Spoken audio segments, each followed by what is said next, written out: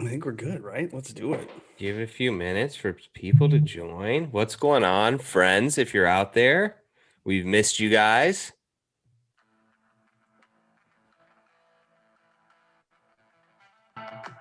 Oh, yeah, we're live, baby.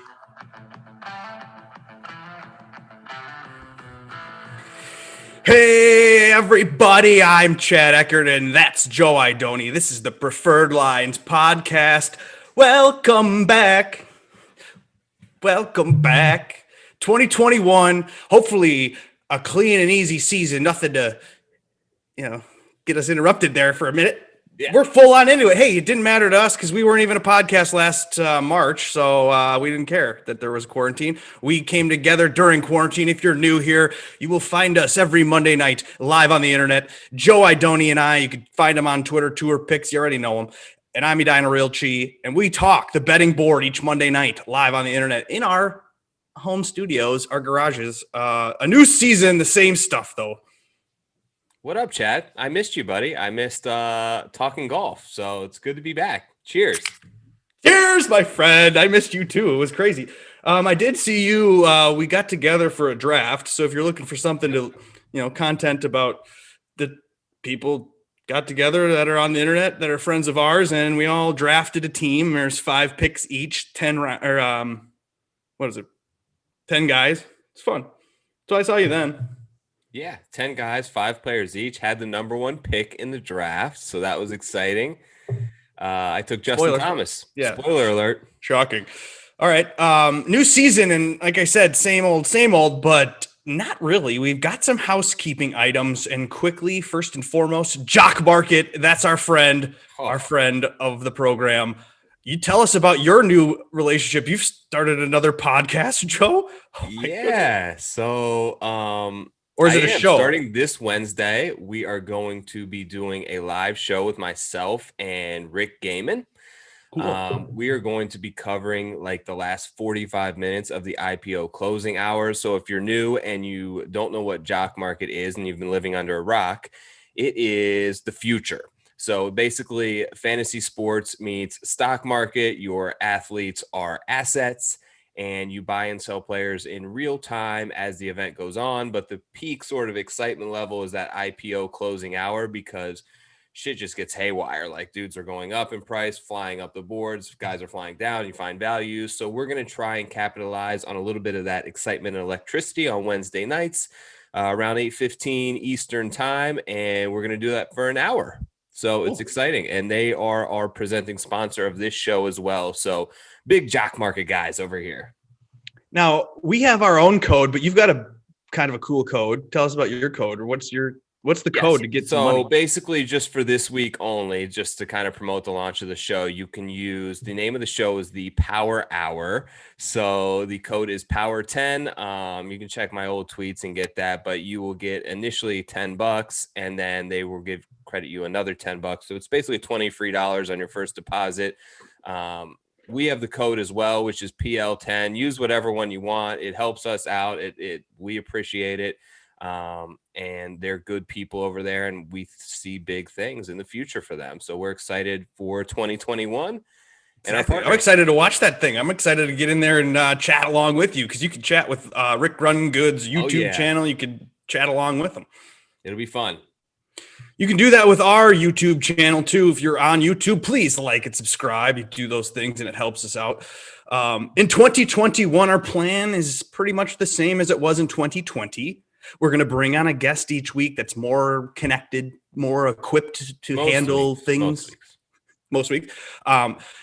We've asked some people. We've got some guests lined up, and including one for the Sony Open next week.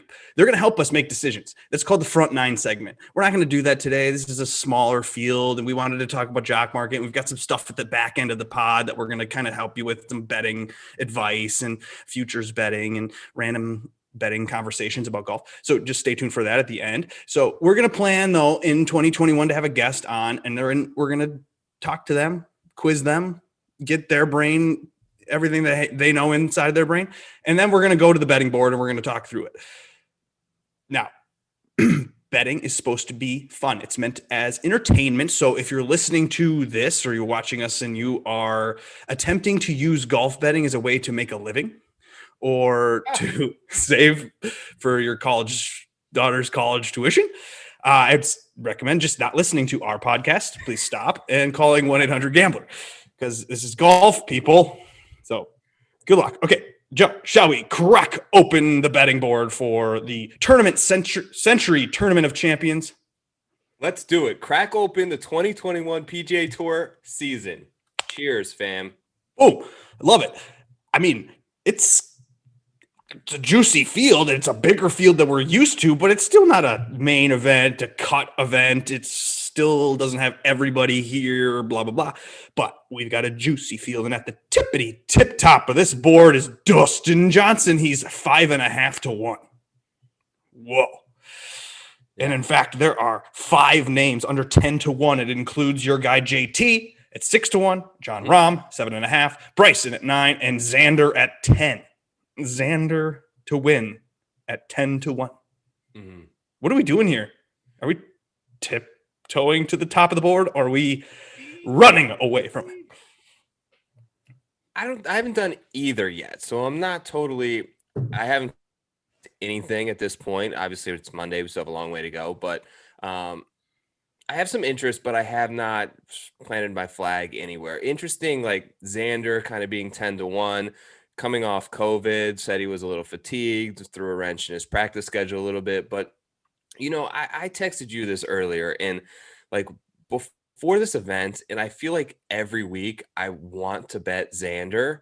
And I always just feel like he comes in 4, 6, 8 points lower than what I wanted him to be. I really, even with the COVID, when I saw that, I was honestly like, okay, I might catch Xander at a 14 or a 15 to 1 this week. Yeah, let's go.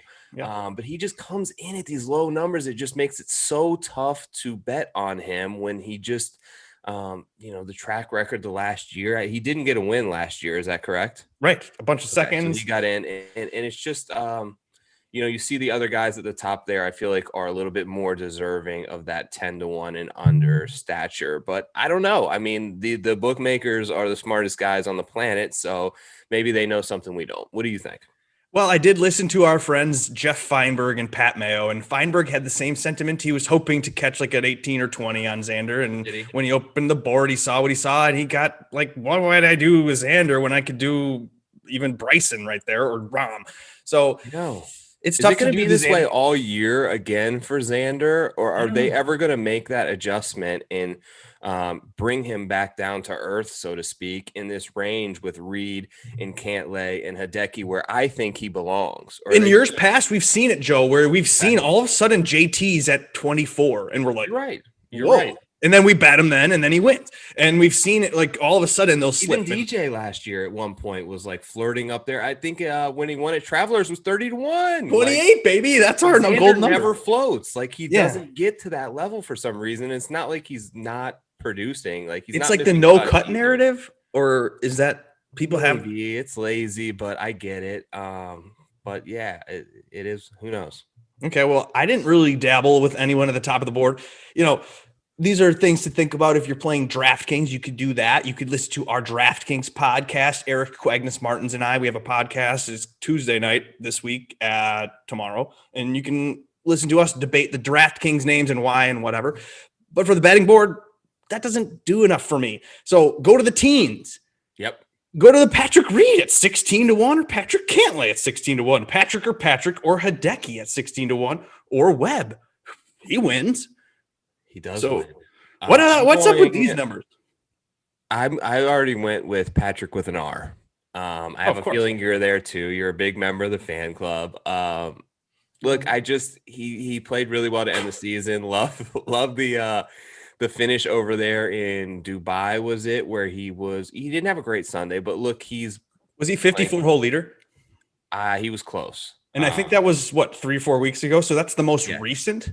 The most recent we've seen. Like we usually lead into this with the hero. Is that right? Yep. Yep. where we see guys, and those tend to be the guys, honestly, I mean, not only are they the best players, but those tend to be the guys that we see play well here at TOC because they've got a little bit of tournament experience under the belt within the last 3 to 4 weeks.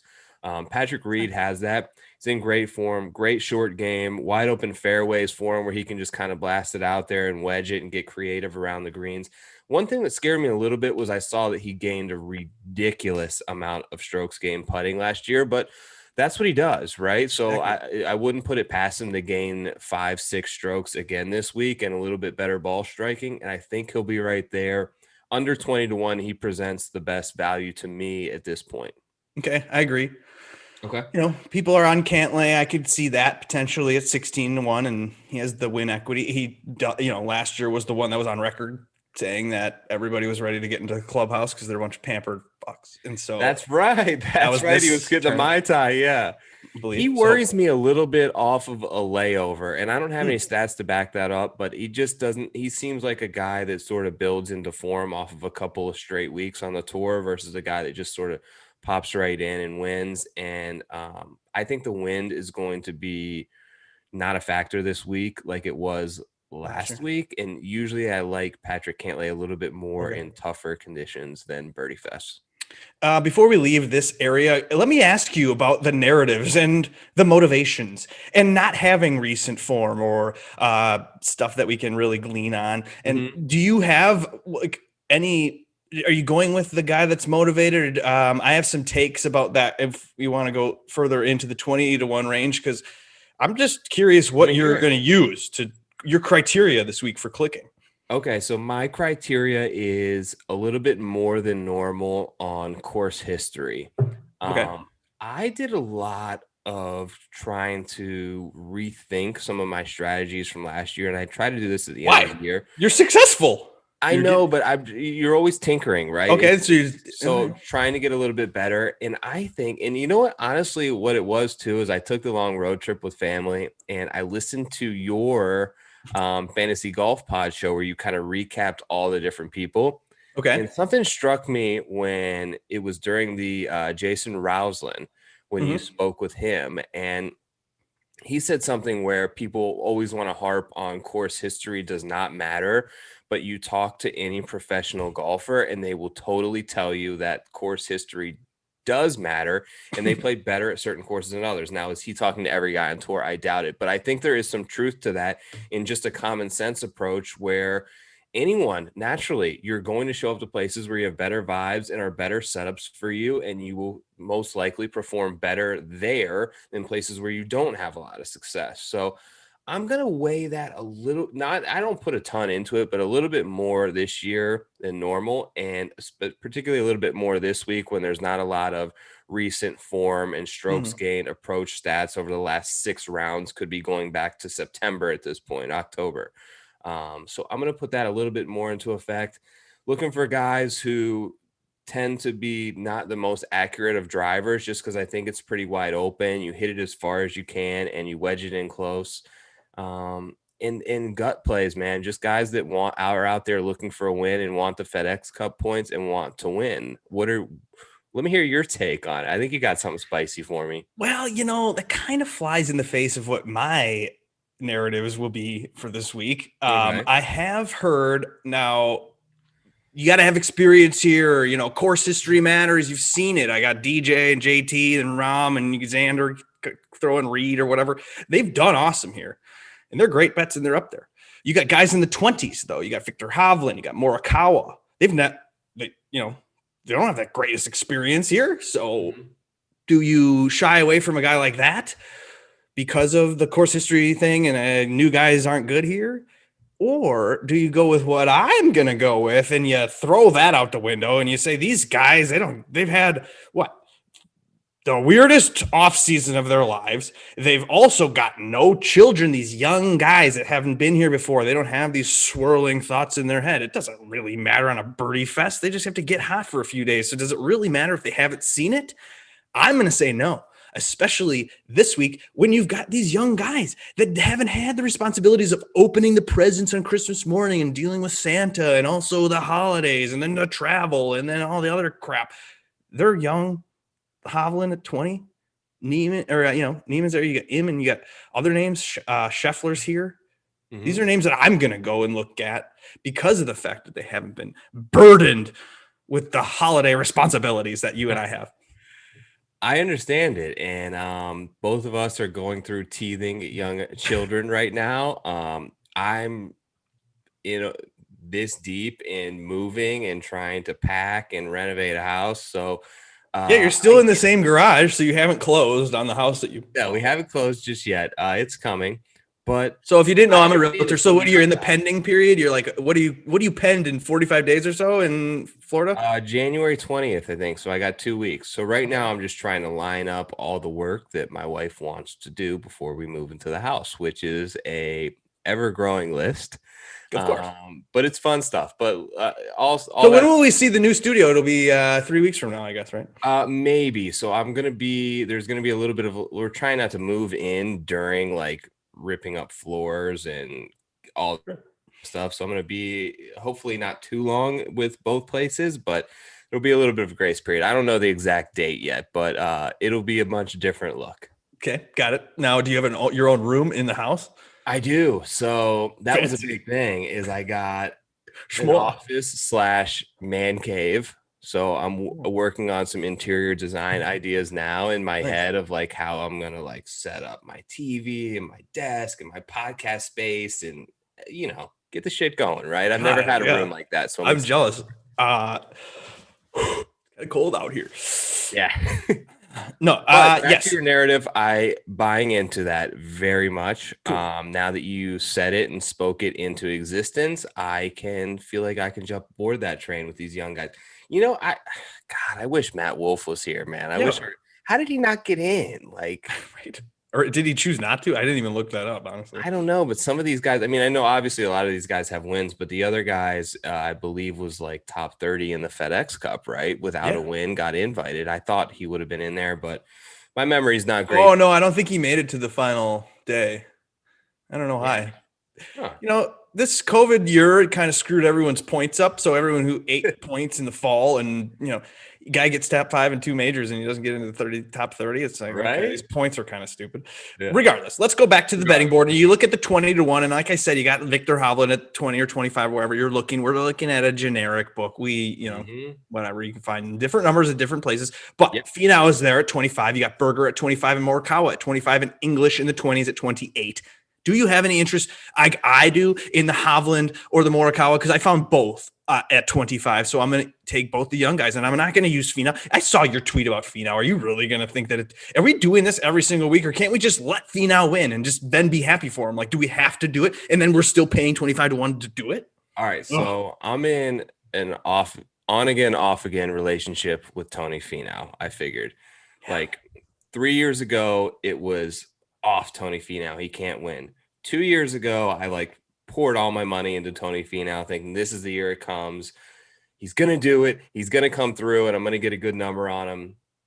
That never happened. I lost all my money.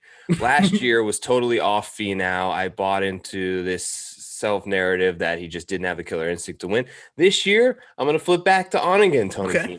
I think it's going to happen for him this year.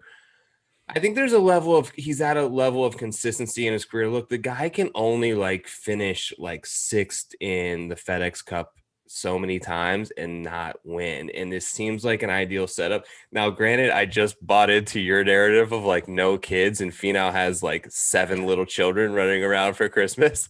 Oh, yeah. But I have seen him on Instagram. He has been playing golf. Been out in Arizona with Johnny Manziel teeing it up. Whoa. Um, yeah, that was kind of weird. I was looking at Manziel was on Instagram, and it was like him and Finau were playing together. But he's playing Is golf. Manziel good at golf? I think he's really good. What? Yeah, I think he's pretty good. Well, he's an athlete. Anyways, he's practicing. He's out there with his son, sort of grinding. I heard like some interesting stuff about how the thing with Charlie Woods has like reinvigorated Tiger and his like quest and how much work he's going to put into this season. It was by ESPN caddy who's on the podcast with Sobel, but it kind of turned a light on in regards to Tony Finau with me, and his son's getting really into golf. I think he's at the point where his kids are that age where it's like I got to show them I can fucking do this. Dude, I say this with Martins on the Fantasy Golf Pod. You know what it is? They have their phone now, and they can look at Tony's Wikipedia page. And they're on Twitter. They're like, everyone like roast my dad. You never win. Dude, yeah, the 12-year-old in his life can be like, Dad, it has all these yellow boxes, but no green boxes on your Wikipedia page here. A lot of top fives, Tony, but no wins. Where's that coming? Let's go. He putted really well to end the season, and I think there was a putter change there. I think there's some consistency in his clubs. There's a lot of guys this week with a new set of clubs in the bag. So should we talk about that? Because I have a take on that. Yeah, go ahead. Now, I'm okay with that, actually. In fact, I actually like it. And I've seen somewhere along the line data to back up the fact that if they do change clubs or they do switch to a different club, it gives them the mental psyche that they're going to be better. And obviously I should be better. So every time that someone does this, it makes better guy or you and me, DFS clicker guy, nervous. But really, in reality, it shouldn't. It should make them, it should be like, oh, a new toy, something that could be better. And then ultimately, hello, if they have a bad round, they just throw it out. And this is tournament, you have 4 rounds no matter what. So well, sometimes you can't just throw it out and go back. Like Rahm, for instance, is now full Rahm on Callaway. But he shot a 59, dude. You didn't see. It's not like he can just go back to the P790s or whatever he had in the bag from TaylorMade before. He's full on Maverick. He's full on Callaway irons. So it's a little bit different, but you're right. We definitely, us DFS and gambling golf guys are always like looking too hard for an edge. And this may be very well one of those instances. We've seen guys before jump straight out with new clubs and win. Notably guys who switch to like some random brand, like when Rose went Hanma, and when you see these guys go PXG, it's a little bit disconcerting. But you know, notable brands, they're switching for a reason. It's not just the paycheck. It's because they see some results. Right. And all golf equipment's the same. Like, are we kidding ourselves here? It's all fine. It's the golf. But I'm going to like kind of play the other side of the coin here. So if things start going wrong, then the ideas can kind of creep into your head. Is this the equipment?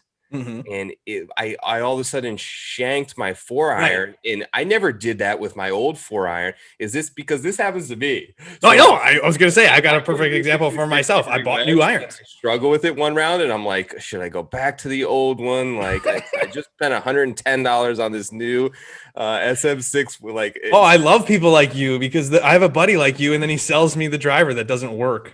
Yeah. For like half price. So the thing is like, I have done that. I've switched irons and I've been like, in the first couple of rounds with the new irons and like, but you do say to your head, you're like, I need to power through because the bar is going to be raised higher. So I get it. Yeah. I don't know. Maybe it's not something that you want to risk your dollars on, but at the same time, I'm not worried about it. Ultimately, I think it's almost a benefit more than it is a detriment. So if you're going to think of it as a detriment, don't think of it as a detriment. Think of it as a neutral, if anything. Now, 30-1, you got 3 guys there. The younger group of guys, Neiman, 35, Im for 35, and Cam Smith for 35. Did you pick any of these guys? Because I went all Im on Im at 33 or 4 or 5 or whatever it is. Yep. I actually bet I bet Joaquin Neiman at 40 earlier this morning. I wanted to bet Scotty Scheffler because I'm very bullish on a good season from Scheffler incoming. Yeah. He would be my guy that I see rising. Like we've seen these guys like vault themselves into a top 10 ranking and a couple of major wins. We saw it with Morikawa.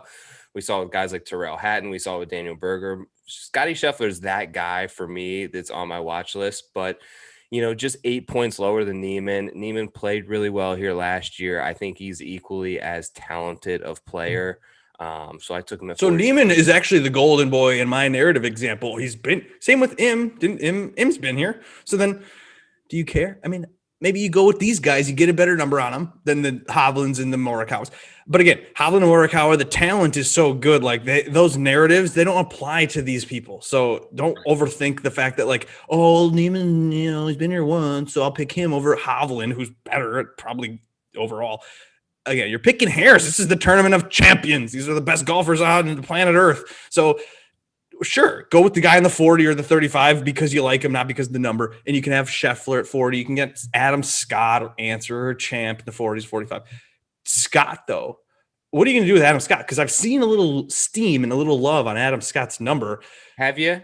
Yeah. I haven't paid much attention to the circlings today and the whispers in terms of the community, I guess you could say, so to speak, on who they're liking. But the number seems wrong. Now, I haven't bet it, but 50-1 just doesn't seem right. I mean, he's sitting there next to Cameron Champ, and this is Adam freaking Scott, like one of the purest ball strikers we've seen. He's won major championships. He's an elite player when he's on. I think with Adam Scott, if for some reason with him, you just are like, why is he here a little bit? Sure. But why is he anywhere? That's what the Cecil would say. Right. He wants a paycheck.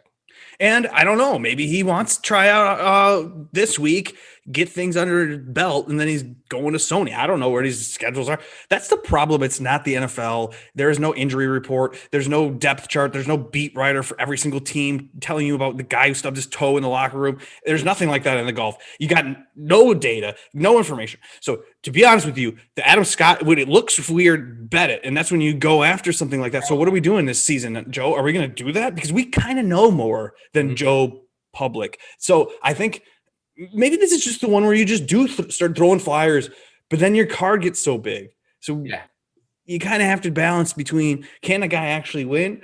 Or is this more like, hey, you like the 40 number, and then you go with the top 5 where you can get that for 5-1 or something maybe.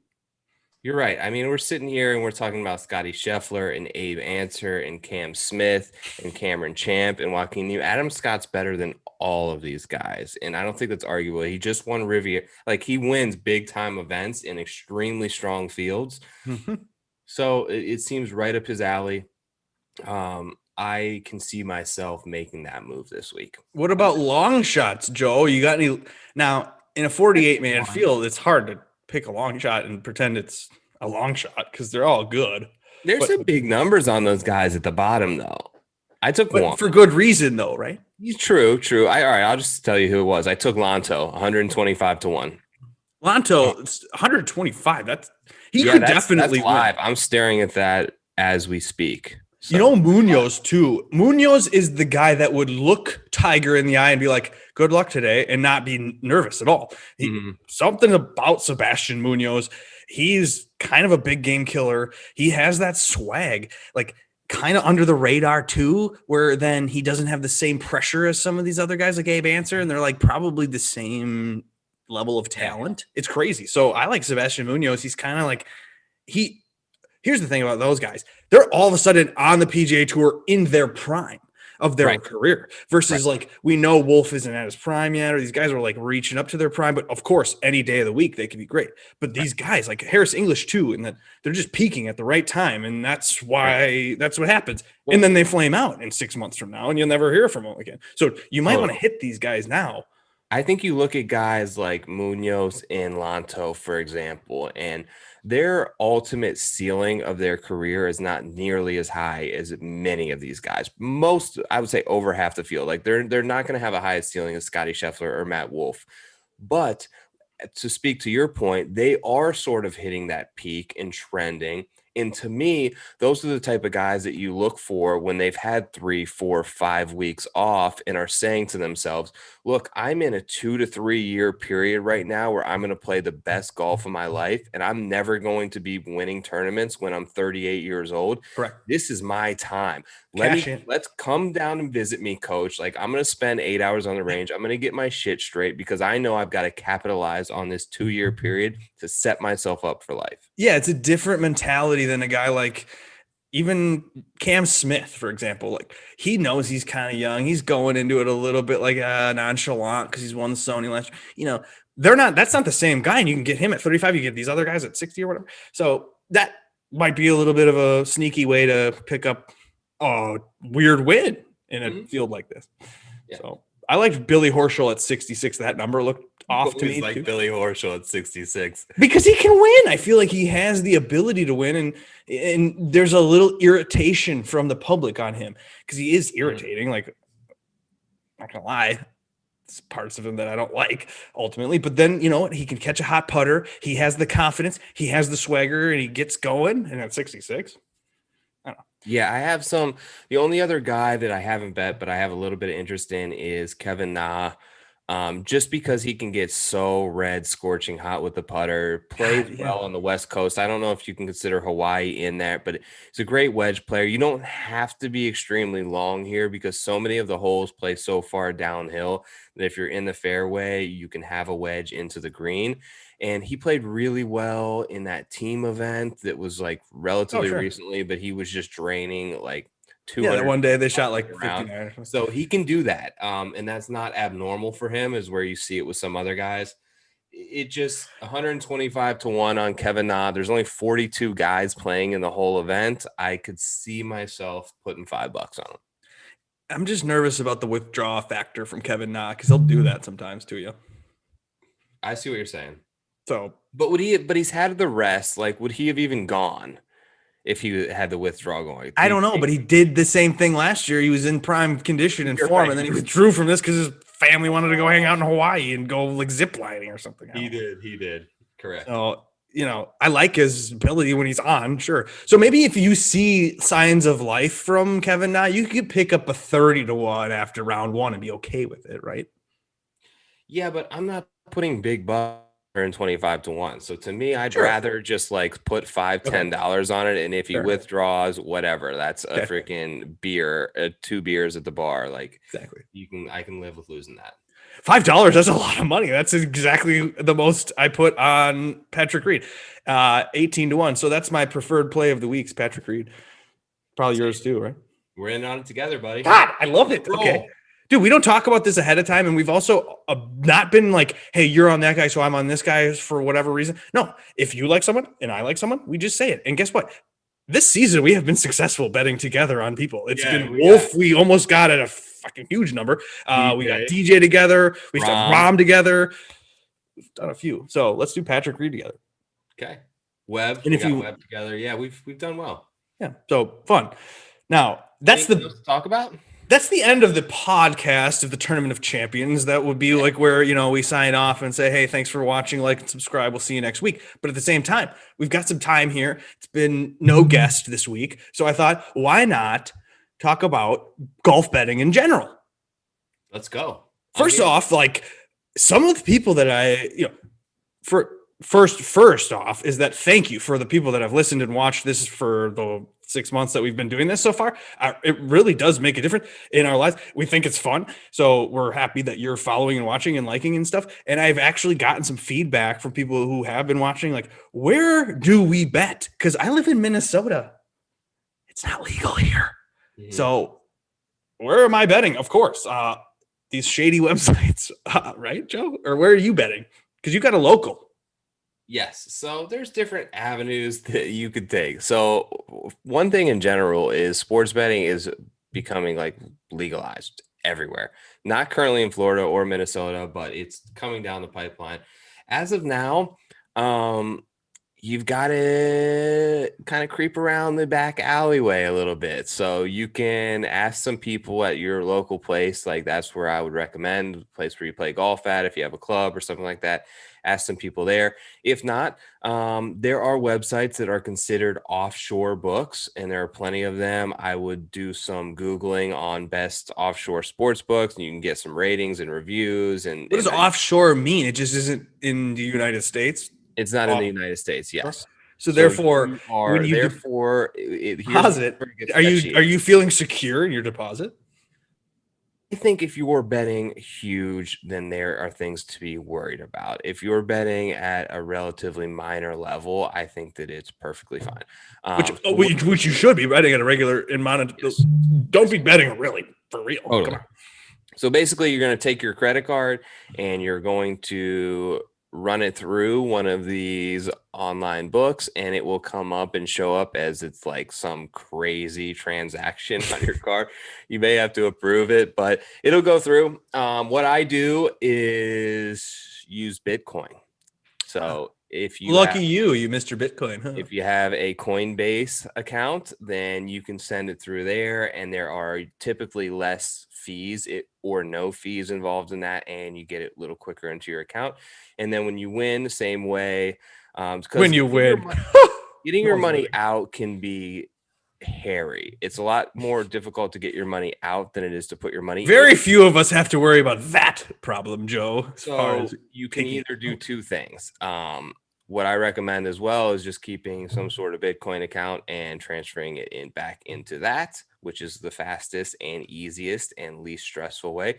The other way is you request a check, which usually takes longer, 2 to 4 weeks. And that part, like with me in the past, has gotten weird because Hmm. doesn't come directly from them, and it's an Hmm. offshore account, and you got to take it to your bank, and they ask you a question about it, and It's a giant check. It's like they this. ask you a question, and you're like, if they ask a second follow-up question, you just take the check back, and you're like, I've got to run, and then you 2 hours later and try another teller. Yeah. Gotcha. But there Okay. are places to do it. Research it, Google it. No, don't do any of that, Joe. Fuck all that shit. Just text your buddy. Hey, I got $5 on this guy this week. Do you want to do it too, or whatever? Head to heads or whatever. You can do certain things because that's what you could do. You don't have to do outrights. That's not the only way to bet on golf. There are other ways. You can bet on head to heads.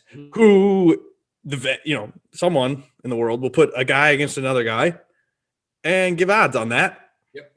Friends at fansharesports.com, they're going to come up with a head-to-head. Oh, that might be spoiler alert. But yeah, there's tools that you can look up and you can figure out where the advantages to you in a head-to-head matchup. And then you go to your buddy and you say, hey, you want DJ? I got JT. You bet $5. We've done this before on the show with Brooks and other people. So just do that head-to-head, or you can do that on those offshore books. Yeah. What other ways? You could do Head-to-head. 3-ball bets. What is that?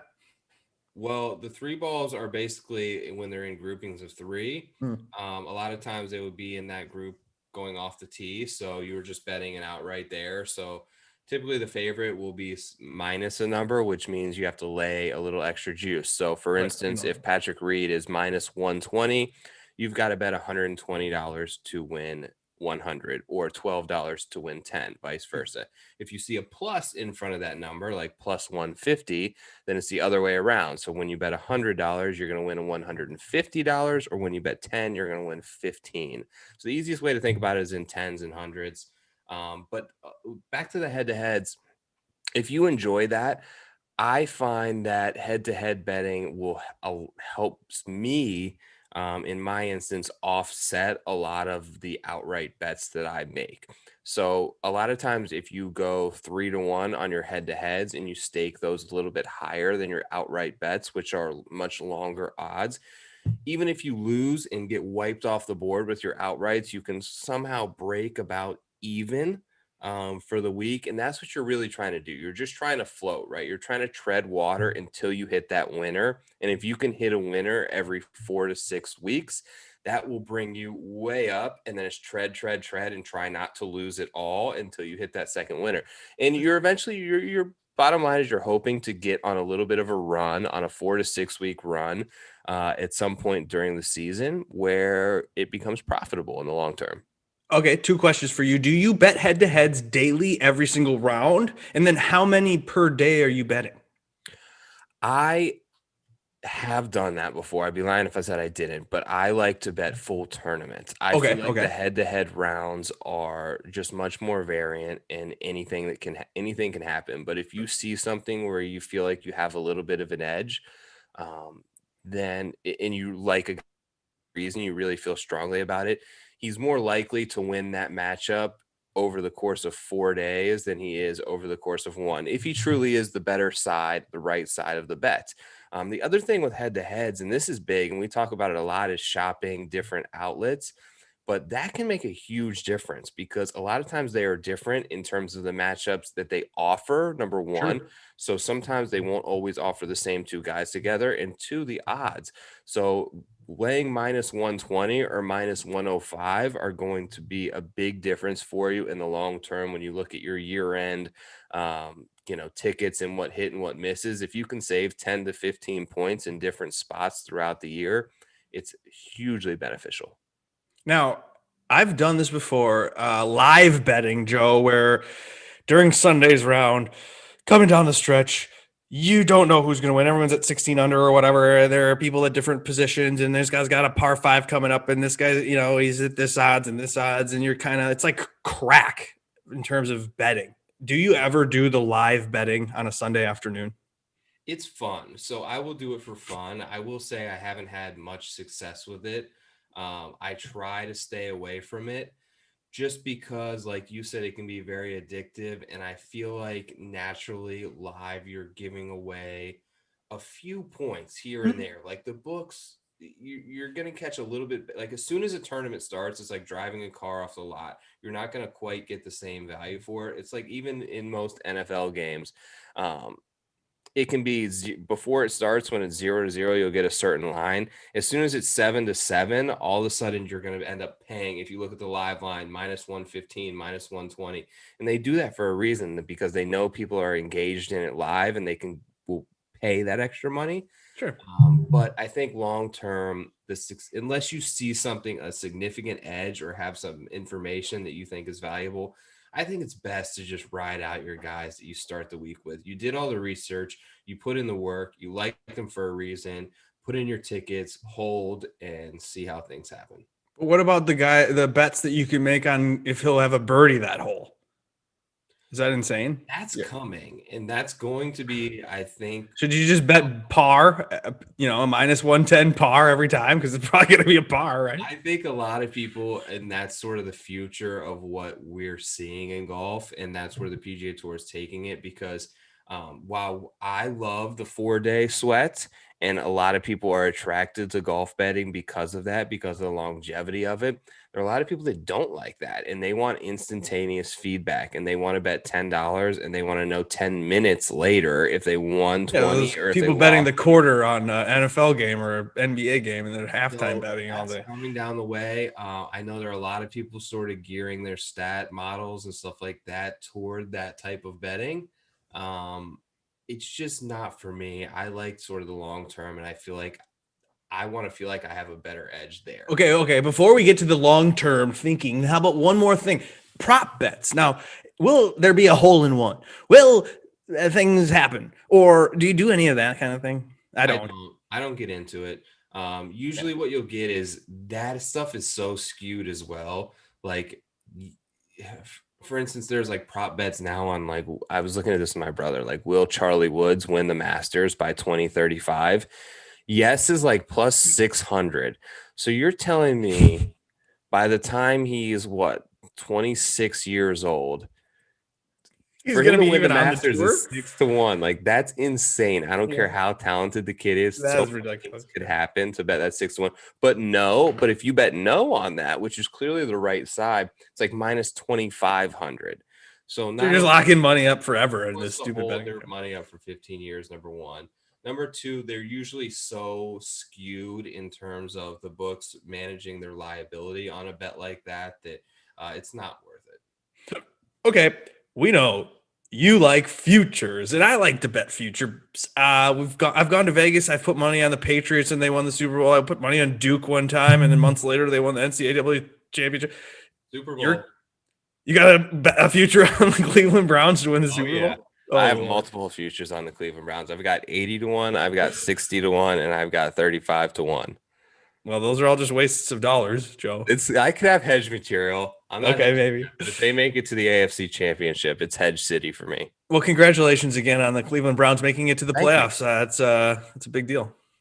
It's been a long time. I was a season ticket holder for many years. I actually felt so terrible when I moved to Florida. I just could not give up my season tickets. I kept them and just flushed so much money, because this is when they were terrible, like 8 years ago.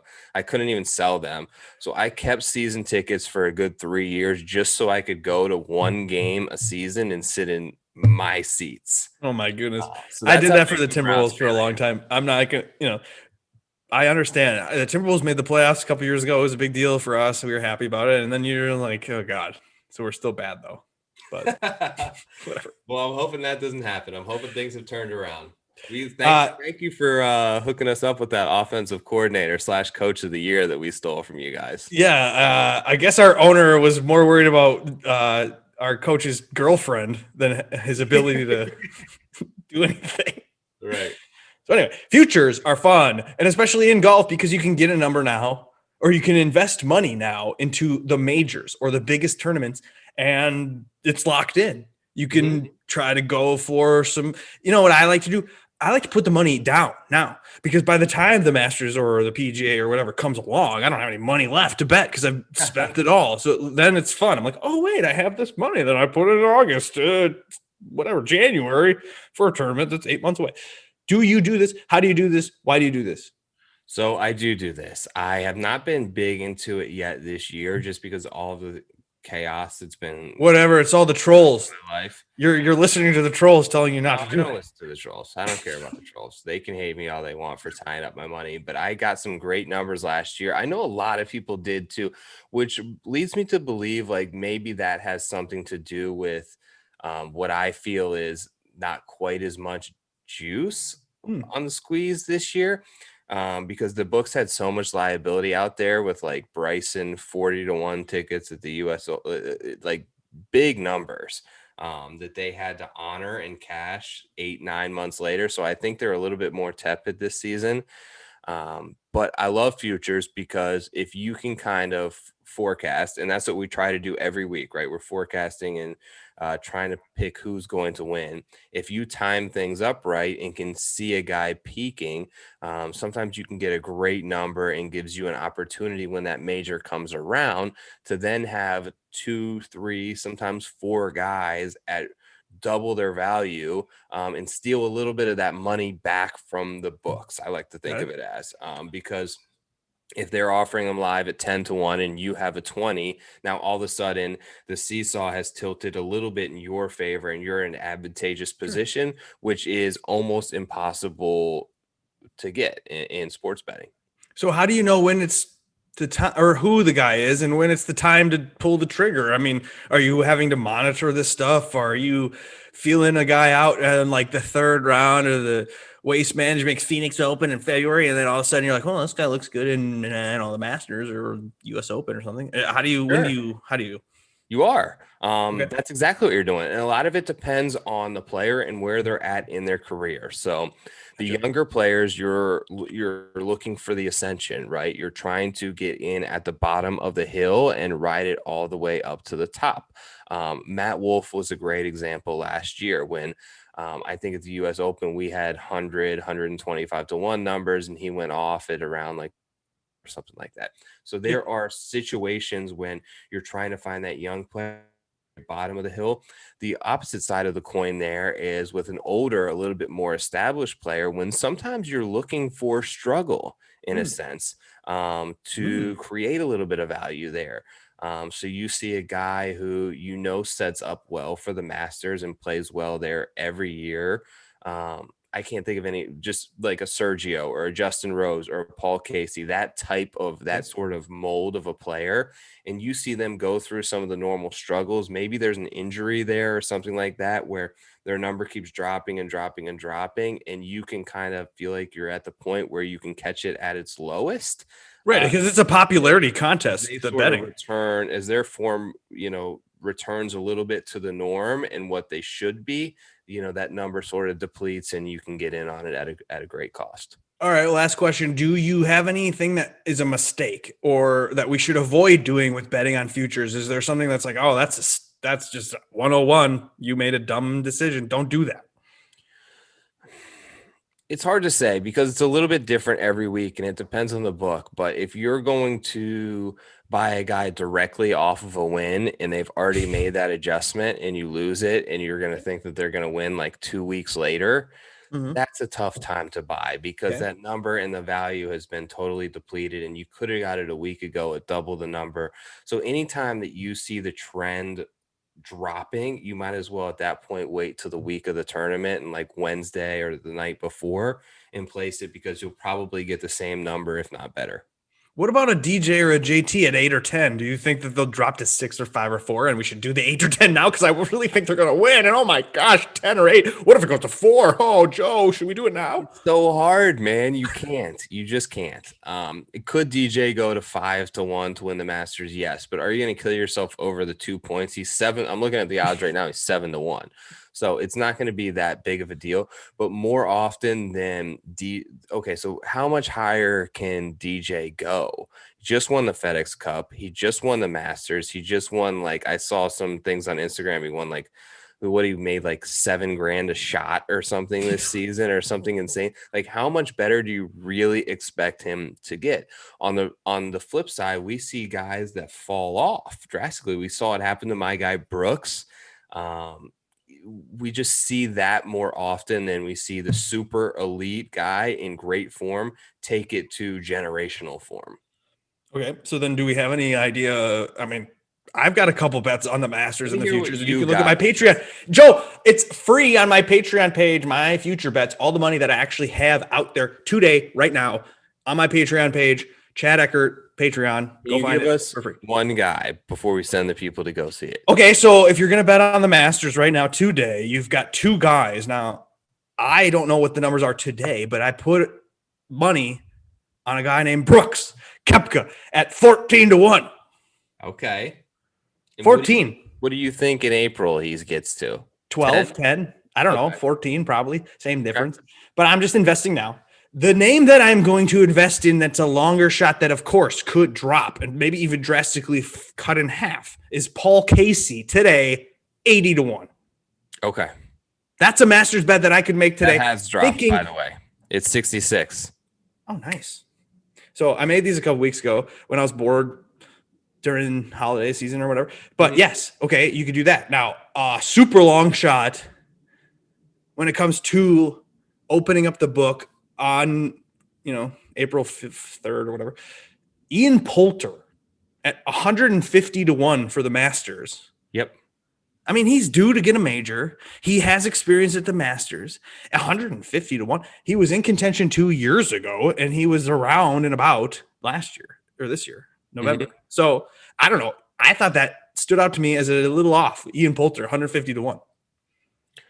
So I'll spill the beans on the only two bets that I made, and they are for the Open Championship, which I'm very excited for this year. Okay. The first one is I tailed our guy in, I believe, the first ever guest we had on the Preferred Lines, Ben Coley. Okay. So Ben tweeted out Danny Willett, 150-1. I'm a huge Willett guy, a big fan. He won the amateur championship on that particular course. Okay. Has another great finish there as well in the limited times they've played it. I felt like he started to return to a little bit of form in the second half of 2020, and he's a great player. So we've seen what happened to Danny happen to a number of guys where they have a fall off after the Masters. We saw it happen to Sergio. We saw it happen to notably Will. We even saw it happen to Patrick Reed, where he kind of lost it for a minute. And Molinari, if he could have, should have won. So if he kind of returns to this guy at one point was the number one ranked amateur player in the world. So if the talent level is there, it's back. It's in England, so it's kind of a home game for him. Just a lot of narrative sort of lined up. And the other one is going to make no sense to anybody. But I bet him this past year at the Open Championship, which got delayed. So it's obviously at the same place. At 100-1, and now he's 125-1 a year later because that bet was refunded. So I went ahead and threw that money right back on Philip Mickelson. I saw your tweeting about this. I think another guy, a lefty. I think he's got one more run left in him, and I want to believe that. And that if Tiger can do it, and we've seen old guys, particularly at this course and in general, play the Open well and have kind of a last hurrah, I think he can do it, man. Okay. I mean, truly, like, it's not out of the realm of possibility. We've seen Open champions, like you said. We've seen Darren Clark win a freaking Open. Okay, so Phil, for instance, at 125-1, Phil goes out and wins one event this season. I'd be shocked. Pebble Beach Pro-Am, let's just say. He wins the Pebble Beach Pro-Am again, which he did, 2 years ago? Yeah. Versus waste management or something. I can see just fine. That number drops in half. No, I know. And the same with the Willett number. Like, yeah, I can see the Willett number dropping, of course. That's kind of what you do is you kind of play the number in a way too, where you're like, oh, I'll invest now. It's like stocks where you're like investing now, knowing that the number will change later. And then I picked up some equity on that share. He's on this weird kick right now. Obviously with the coffee and with the searching for bombs and becoming a social media guy, but I really do think he's maybe one of the 5 or 6 best golfers of all time. So I think that he has it within him. He's obviously got a world-class short game. Well, he's not, dude. He's not going to win the Open. You know why? Why? Because Patrick Reed's going to win the Open. Why? How is Patrick Reed any more likely? Because he's the European ambassador of golf or whatever. Okay. He is 40-1, Patrick Reed. That's a ridiculous number for the Open. I've got money on that, of course. And then he's a good Euro player. He is a good around the green player. He loves to do things with the ball and shape it and do things. I don't know. I'm on Patrick Reed for the Open. The Open Championship is a good one to look at when you're looking at futures because guys' numbers, particularly American players, tend to be inflated off normal. For instance, I'm just going to rattle a couple off. Bryson's 16-1, JT's 18-1, Xander's 22-1. Those are numbers you look at the field in any other major championship, and they're significantly lower. So there's something to that. And you want to just find a guy like that you know is a good player that had a bad run in 2020. Like those are the type of things that I look to isolate.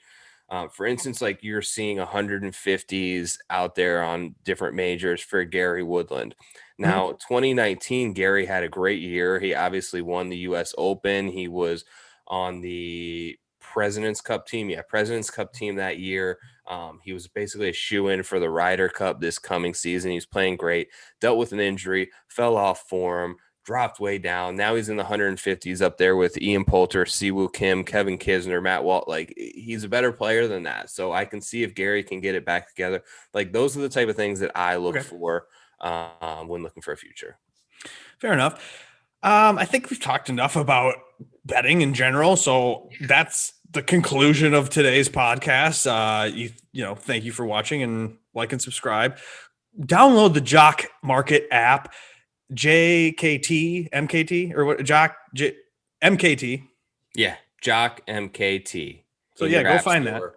That. Now on the Google Android, what do they call it? That system now. If you don't have an iPhone, it's coming. Like if you went in there and you're like, oh, it's not here in New York right now. Like I've talked to the guys there. It is coming soon. Like potentially in the next couple weeks. You're going to see New York. Canada is like right around the corner. Hopefully by the end of January, it's going to be available in Canada. So it's there. Like it's coming. Use our promo code. Support them. Support us. Thank you. Like, subscribe. Give us a review. We're back, baby. Appreciate you guys. Go Browns. Sunday Night Football, baby. What's the spread? 3.5. Oh, what?